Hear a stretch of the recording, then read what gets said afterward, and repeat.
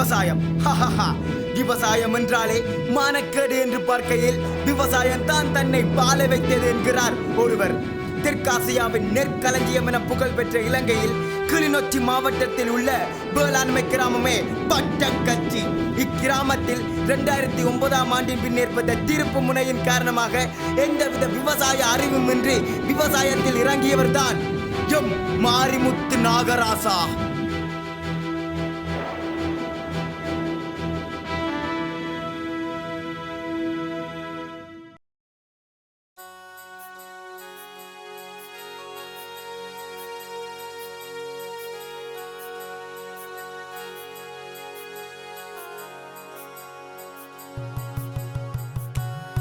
1966ஆம் ஆண்டு 3ஆம் மாதம் 15ஆம் திகதி வள்ளியம்மைக்கும் மாரிமுத்துக்கும் மகனாக பிறந்தவர் தான் இவர்.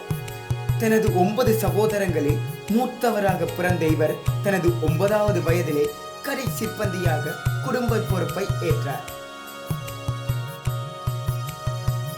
அக்கால வழக்கப்படியே தனது 21வது வயதில் ஜெயலட்சுமியை திருமணம் செய்து 4 ஆண் குழந்தைகளுக்கும் 2 பெண் குழந்தைகளுக்கும் தந்தையானார்.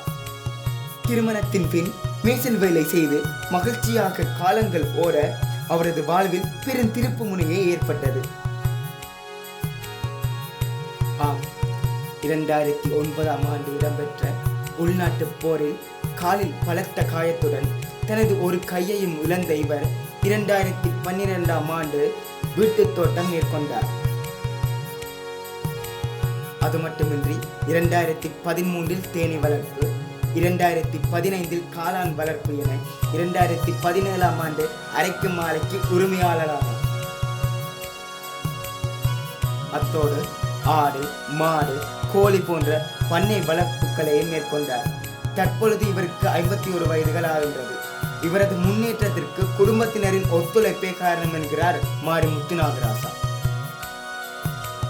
இவர் கருவா, கடுகு, கற்றாழை என்பதுடன் கேன்சரை குணமாக்கும் டிராகன் ஃப்ரூட் என்பவற்றை விளைச்சல் செய்துள்ளார். மலைப்பிரதேசத்தில் உற்பத்தியாகும் பயிர்களை பட்டக்கச்சியிலே உள்ள தனிநபர் வீட்டு தோட்டத்தில் மேற்கொண்டதுதான் சிறப்பு. அது மட்டுமின்றி தேசிய விருது, ஜனாதிபதி விருதென பல விருதுகளை பெற்றுள்ளார். தற்சமயம் மழை இல்லாத காரணத்தினால் இவரது வீட்டு தோட்டம் பாதிக்கப்பட்டு வருகின்றது. அதற்கும் அவர் சலிக்கவில்லை.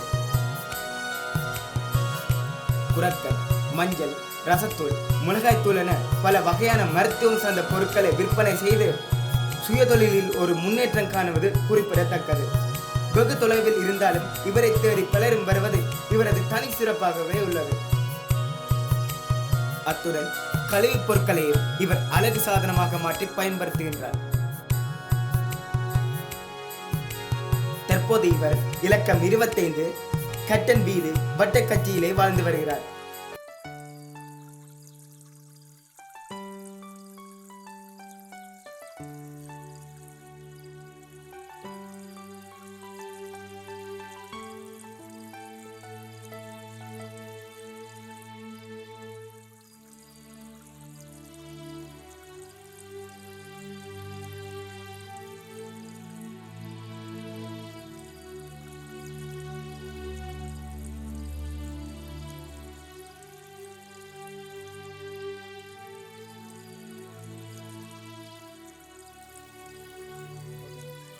இப்போ நாங்கள் தேனி பிடிச்சி விட்டு இதில் வளர்க்குறதுக்கான எல்லா இதுவும் செய்துட்டோம். இப்போ இதுக்குள்ளே தேனி வந்துடுச்சு. தேன் எங்களுக்கு எடுக்கத்தக்க நிலைமையிலே இருக்குது. மேலே ஒரு தேங்காய் துண்டு 2 வச்சுட்டு மூடிட்டோம். மூடி போட்டு இந்த வாசலில் நோமலாக இப்படி 3 பேர் நோமலாக அடித்தோம்னு சொன்னால் இந்த வாசலில் இருக்கிற அந்த ரிப்போர்ட் பண்ண போகிற ஆட்களுக்கு மயக்கத்தன்மை வந்துச்சு. எங்களுக்கு ஒரு ஆபத்து வேற போதுன்னு சொல்ல போகிற ஆக்கள் முன்னுக்கு இருக்கு. அவைகளுக்கும் மயக்கத்தன்மை வந்துடும். இந்த நெட்டுகளால் பார்க்குறதுக்கு ஆக்கள் இருக்கு. அப்போ இதுக்கு 3 பேரும் இப்படி அடிக்கிறோம், இதுவாக இறக்குறோம்.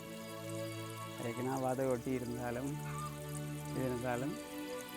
பாதிப்பு இல்லாமல் குழந்தைக்கு நோய் இல்லாமல் இப்படியே தூக்குறோம். தெரிஞ்ச பாருங்க, ஒட்டி இருந்த இடம் இருக்குது வெள்ளையா. எடுக்கிற மிஷின். தேன் விதையிலேருந்து விதை பழுதாகாமல். கோபி மரம் இது இந்த உற்பத்தியாக்க வலிக்கிட்டது 5 வருஷமாக போச்சு.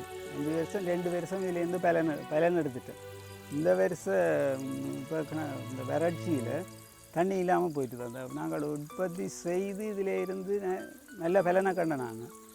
ஆனால் தற்போது இது இறக்கும் தன்மையில் வந்துட்டு தண்ணி இல்லாமல் இப்போ இது கருவாயெல்லாம் மலைநாட்டு பயிரண்டு சொல்லுவாங்க. குளிர் பிரதேசத்தில் மலைநாட்டு பயிரண்டெல்லாம் சொல்லுவாங்க. ஆனால் இங்கே உற்பத்தி செய்யத்தக்கதாக இருக்குது.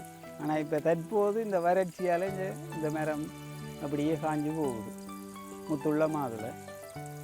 ஆனால் இறந்து தண்ணி இல்லாமல் இறந்து போகிறதா வந்து இது ட்ராகன் ஃப்ரூட்டுன்றது இப்போ கூடுதலாக சொல்லுவாங்களேன்டா இந்த பழம் வந்து கேன்சரை குணப்படுத்தணும். நல்ல விலையான பழம். இடம்பெயர்வுக்கு முதலென்று சொன்னால் நான் வந்து கூலி வேலைக்கு தான் போகிறது. தோட்டங்களோ இல்லது இந்த தேனி வளர்ப்போ இதுகளை பெரிய யாதொரு அனுபவமும் எனக்கு இல்லை. நாங்கள் இடம்பெயர்ந்து போய் மீளக்கூடிய வந்து விரைக்குள்ள நாங்கள் அங்கவீனமற்றவராக தான் வந்தாங்க. மீளக்கூடிய வந்ததுக்கு எங்களுக்கு வாழ்வாதாரம் என்று பொதுவாகவே சமூகத்தில் எல்லாருக்கும் கொடுக்கப்பட்ட வாழ்வாதாரம் தான் நாங்களுக்கும் கிடைச்சது. அந்த வாழ்வாதாரத்தை கொண்டு தான் ஒரு 6 ஆடு யாழ்ப்பாணம் போயிருந்து வாங்கிட்டு வந்தேன். நான் எங்களோட இந்த ஒரு ஏரியாக்களை எங்களோட ஒரு ஜிஎஸ்டி டிவிஷனுக்குள்ள மட்டும் 120 பேருக்கு அந்த விடுதோட்டம் செய்ய சொல்லி கொடுத்தது. நான் 120 பேரில் நான் ஒரு ஆள் தான் செய்தேன். ஜனாதிபதி விருது கிடைச்சது வட மாகாணத்தில் 2ஆம் இடம். என்னோட சொந்த முயற்சிக்கு கிடைச்ச பலன் தான் இந்த மீன். கொஞ்சம் போடையில் எங்களை முயற்சிக்கு பார்த்து ஒரு வங்கி வந்து சுடிச்சு வங்கி வந்து உதவி செய்து வங்கின்ற உதவியால் அப்போ கையால் வளர்க்குறதுனா மனித வேலை கொஞ்சம் கையால் வளர்க்குறதுக்கு மனித வேலை கூட தேவையாக போடுறபடியாக இந்த மனித வேலுவால் எங்களோட தேவையை பூர்த்தி செய்யலாமே இருக்குது. மனித வேலுவால் தேவையை பூர்த்தி செய்யலாமே இருக்குன்னா நாங்கள் ஒரு மாடல் பண்ணி இந்த மிஷினை செய்திருக்கோம்னா கீழே பிறகு போட்டு தான் நெருப்பெரிக்கிறது. பேக்கெட் அடிக்கும் நாங்கள். அதே போல் மஞ்சள் தூள், குறிஞ்சாமா, மல்லித்தூள், பயத்தம்பருப்பெல்லாம் நாங்கள் எங்கட இந்த மிஷின்லாம் போட்டு அடிக்கிறோம்.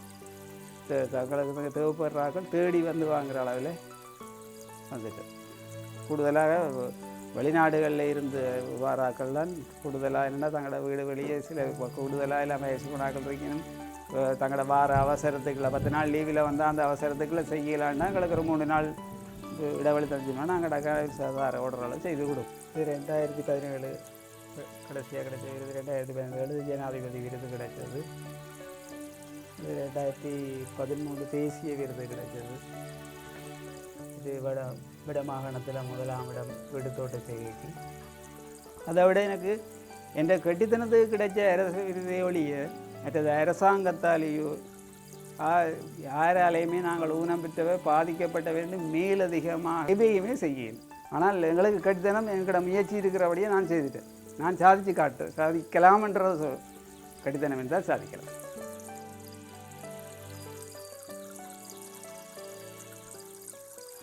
எமது கேள்வி என்னவென்றால், போரில் ஒரு கையை இழந்து காலில் பலத்த காயத்துடன் இருக்கும் நபர் இவ்வளவு சாதிக்கையில் எம்மால் சாதிக்க முடியாதா?